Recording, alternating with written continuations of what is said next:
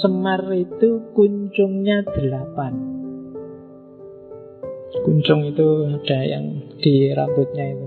Bukan yang di belakang loh ya, di depan. Kuncung itu di depan. Nah, kuncung nih, sekarang jarang orang cukur model kuncung ya. Kalau zaman saya kecil, cukurnya mesti kuncung. Jadi sini tuwipis, terus sini tinggal kayak Ronaldo zaman Piala Dunia ya, kayak jambul. Cuma itu kalau Semar itu 8, kayak biasanya siji itu. Kalau Semar 8, jadi bisa dibayangkan. Cuma 8 ini simbol dari kekuatannya dia. Sebenarnya ini ajaran sangat sufistik dari Semar itu. Gara-gara kuncungnya itulah dia punya kekuatan tidak pernah lapar, tidak pernah ngantuk, ndak jatuh cinta. Bisa ngabot. Ya, ndak sedih, ndak capek, ndak sakit, ndak kepanasan, ndak kedinginan. Ini sebenarnya mau bilang bahwa Semar tidak terpengaruh oleh apapun di luar dirinya. Kayak minggu lalu kita belajar Krishna itu kan, yang paling menonjol adalah jangan mudah terpengaruh oleh segala yang di luar dirimu. Lapar, ngantuk, jatuh cinta, sedih, capek, merasa sakit, panas, dingin, itu kan segala yang di luar dirimu. Dan 8 kesaktian ini sifatnya tidak agresif, tidak ofensif. Jadi kalau kamu punya sekali pukul bisa mati, itu kan kekuatan ofensif, menyakiti orang. Tapi kalau kamu punya 8 ini, selesai. Tidak ada yang bisa ngalahin kamu, termasuk para dewa. Wong kamu tidak bisa merasa sakit, tidak bisa capek, tidak bisa merasa panas, nggak sumpek, tidak jatuh cinta. Itu selesai sudah. Orang saktinya kayak apa tidak akan bisa menaklukkanmu. Kamu bisa dibanting-banting, wong kamu tidak merasa sakit kok. Kamu digoda, dirayu, wong kamu tidak bisa jatuh cinta kok. Ya kan? Kamu disusah-susah, kamu tidak bisa capek, tidak bisa panas, tapi selesai. Dengan 8 daya ini kamu nggak butuh kesaktian apa-apa lagi.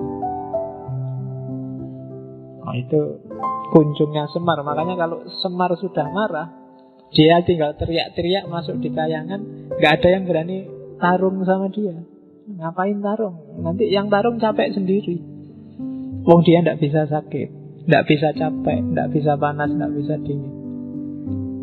Jadi itu 8 daya kunjung. Kalian juga gitu. Kalau bisa tidak kalah oleh 8 hal ini, kalian akan sakti. Apa tuh ya? Tidak lapar, apa mana tidak lapar? Iya. Tidak ngantuk, siapa lagi? Kamu duduk sebentar ya sudah liar-liar. Tidak jatuh cinta, sang soyo. Baru diputus saja kalau ada yang anu ya ayo. Bahkan sudah punya pun ya kalau ada yang lebih anu ya ayo kan.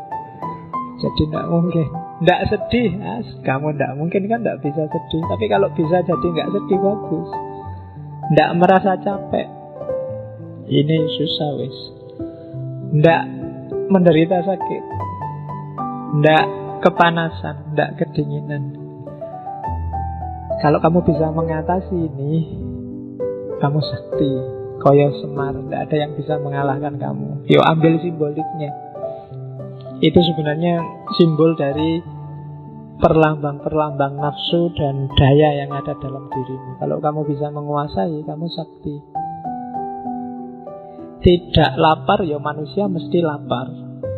Tapi lapar jangan sampai menaklukkanmu. Jangan sampai bikin kamu lupa prinsip. Jangan sampai bikin kamu menghalalkan segala cara. Itu berarti kamu sudah menaklukkan lapar. Ngantuk juga begitu, jatuh cinta juga begitu. Jangan sampai jatuh cinta bikin kamu takluk. Jangan sampai rasa suka pada yang lain bikin kamu mengorbankan banyak prinsip hidup yang bagus yang lain. Boleh jatuh cinta tapi kuasai dan taklukkan jatuh cinta di bawah kontrolmu. Taklukkan itu semua, maka kamu jadi sakti. Bukan berarti nggak bisa lapar, nggak mungkin.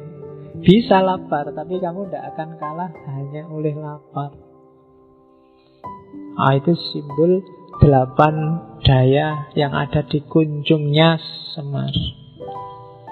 Kelihatannya simple kalau diomongkan, cuma nek dipraktekke ndak gampang, tapi harus latihan. Ya kan? Jalan banyak, kamu sejak manusia langit kan dikasih banyak sekali alternatif untuk jadi manusia yang utama. Ya pilihlah salah satu yang kamu merasa cocok. Oke, jadi hari-hari ini kita levelnya belum orang yang melakukan suluk ya, tapi kita baru orang yang milih jalan. Nanti kamu pilih yang mana ya monggo. Jangan GR kamu merasa, wah saya sekarang sedang suluk. Suluk apa, kamu jalannya aja belum paham. Suluk itu kan orang yang menempuh perjalanan. Untuk bisa menempuh perjalanan kamu harus paham jalannya. Begitu salah jalan, kamu akan dianggap sesat, nanti diserbu FPI dan kawan-kawan. Oke, jadi itu 8 daya kunjung. Nah, sekarang posisinya Semar.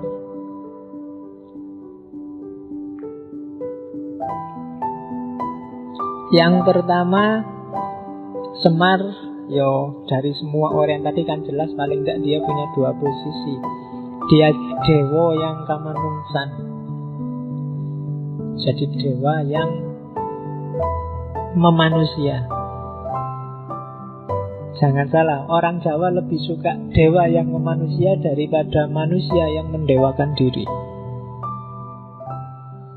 Itu sebabnya orang Jawa lebih suka Siwa daripada Wisnu. Kemarin cerita Krishna itu kan Wisnu. Krishna itu kan manusia yang mendewa. Aslinya manusia, anaknya manusia biasa yang mendewa jadi dewa. Beda sama Siwa. Kalau Siwa ya dewa, turun ke bumi dia sebagai dewa. Kalau di wayang Siwa itu kan jadi Betara Guru itu. Jadi orang Jawa lebih suka dewa yang memanusia dibandingkan manusia yang mendewa. Kalau ditarik ke dunia yang sekuler, berarti orang Jawa lebih suka pemimpin yang merakyat daripada rakyat yang gaya jadi pemimpin. Jadi makanya Semar lebih disukai. Dan agama besar sebelum Islam kan Siwa Buddha, bukan Wisnu Buddha. Jadi dari Hindu cuma diambil Siwanya. Karena orang Jawa lebih suka dewa yang kamanungsan, bukan manusia yang mendewakan diri. Oke. Jadi lebih bagus kamu merasa jadi manusia biasa dengan kualitas dewa, ya kan, daripada kamu merasa jadi dewa dengan kualitas manusia. Nanti kamu pikir sendiri ya kalimat itu. Itu mikirnya harus panjang menafsirkan itu. Jadi dewa kamanungsan. Hari ini banyak orang yang lebih suka ngaku dewa dengan kualitas manusia biasa. Ngaku dewa itu ngaku jadi orang soleh, ngaku jadi orang pinter, ngaku jadi ustadz, ngaku jadi, kan banyak yang ngaku. Jadi jangan panik dengan orang yang ngaku-ngaku jadi dewa, karena itu cuma ngaku. Dewa yang sejati hakikatnya pasti samar, maya. Tidak sembarangan orang bisa menangkap. Makanya kalau dalam kajian sufi ada debat panjang, apakah seorang wali itu ngerti kalau dirinya wali. Karena begitu dia ngerti kalau dirinya wali, kewaliannya dipertanyakan. Itu susah, itu bulat itu kalau di tasawuf diskusinya tidak selesai-selesai. Di hikam itu masih debatable, tafsirnya bisa macam-macam. Jadi apakah seorang wali itu ngerti? Kalau Ada yang bilang kalau dia wali yang sejati dan sampai di puncak kewaliannya, justru dia dijaga oleh Allah dari ngerti kalau dirinya wali. Karena begitu dia ngerti kalau dirinya wali, pasti di situ ada rasa akunya, rasa dirinya sendiri masih ada, dirinya sendiri sebagai wali itu. Dan itu semacam kesombongan. Dan kalau orang masih ada bibit itu, sebenarnya dia belum wali. Maka siapapun yang merasa wali pasti belum wali.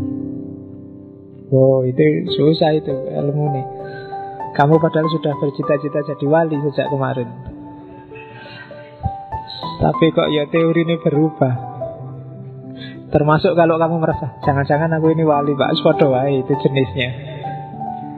Jadi justru yang wali yang sejati nggak mikir ke situ. Dia merasa orang yang paling kotor, orang yang paling jauh dari Allah, orang yang paling banyak dosa. Justru itu. Jadi semakin kamu mengklaim dirimu benar, paling dekat dengan Allah, paling bagus, paling soleh, itu alamat bahwa kamu belum di apapun yang kamu klaim. Oke, yang kedua, semar sebagai ponokawan ya. Kalau orang sering salah menyebutnya punokawan, sebenarnya yang pas ponokawan.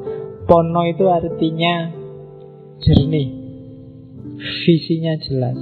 Jadi Semar dan anak-anaknya jadi ponokawan, maksudnya dia jadi teman yang jernih, punya visi jelas bagi juragannya, bagi yang dia temani. Maka para Pendowo itu punya ponokawan, dia punya teman yang mikirnya jernih. Di pono itu artinya kejernihan visi, kejernihan pemikiran. Jadi Semar posisinya itu teman paling bagus bagi orang yang dia temani, ponokawan. Jadilah kalian semua ponokawan. Selama ini kamu selalu menerjemahkan punokawan itu kan pembantu. Sebenarnya enggak. Punokawan itu teman yang bisa ngasih nasihat jernih, bukan nasihat tendensius. Tidak sekedar basa-basi untuk menyenangkan, yang berani bilang jelek kalau jelek, bagus kalau bagus. Yang bisa ngasih solusi kalau ada persoalan, yang bisa mendudukkan permasalahan sesuai porsinya. Itu namanya ponokawan. Dan itu yang dilakukan oleh Semar pada Pendowo, pada yang dia ngomong. Jadi kalau tuannya sudah mulai tidak beres, dia tidak segan-segan ngeritik. Itu ponokawan, teman yang jernih, yang bisa diajak diskusi. Kalian semua harus jadi ponokawan bagi teman kalian, saling memponokawani, saling menjernihkan. Jadi bukan puno. Biasanya di banyak buku pakai istilah puno.